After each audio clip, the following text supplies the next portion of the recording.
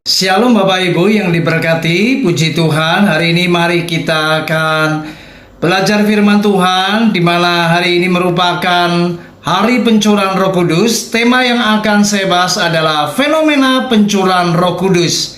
Mengapa aneh? Mari kita lihat Kisah Para Rasul pasal yang kedua, ayat 7, ayat 8, dan ayat yang ke-11. Mereka semua tercengang-cengang dan heran, lalu berkata, "Bukankah mereka semua yang berkata-kata itu orang Galilea? Bagaimana mungkin kita masing-masing mendengar mereka berkata-kata dalam bahasa kita sendiri, yaitu bahasa yang kita pakai di negeri asal kita?" Ayat 11.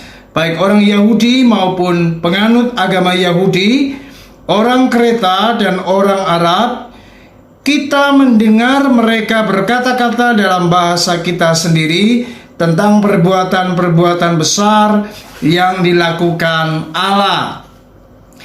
Bapak Ibu, kita perlu sadar bahwa apa yang terjadi 2000 tahun yang lalu, di mana pencurahan Roh Kudus atas para murid di loteng Yerusalem adalah merupakan penggenapan daripada firman Allah yang telah diucapkan oleh Nabi Yoel. Dan apa yang terjadi merupakan sebuah peristiwa yang pada waktu itu ada banyak orang tercengang dan merasa heran. Mengapa para murid ini mereka berbahasa roh dan mereka berbahasa seperti bahasa mereka masing-masing, padahal para murid ini adalah orang Galilea? Bagaimana mungkin ini terjadi? Bahkan di ayat-ayat yang lain mereka berkata mereka sedang mabuk oleh anggur. Saudara, inilah fenomena pencurahan Roh Kudus. Dan ada banyak orang pada waktu itu berpikir ini benar-benar aneh. Bapak Ibu, bukankah di hari ini setiap gereja mengadakan pencurahan Roh Kudus?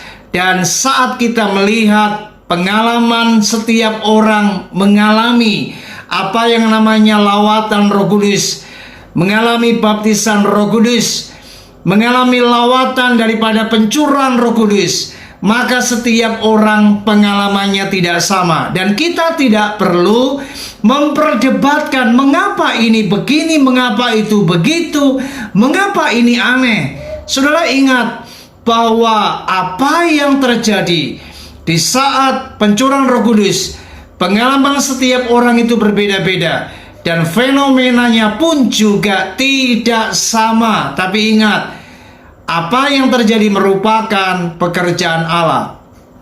Itu pekerjaan supranatural dan bukan pekerjaan manusia. Oleh sebab itu mari, kalau ini perbuatan Tuhan, kita tidak perlu heran dan jangan berkata mengapa aneh.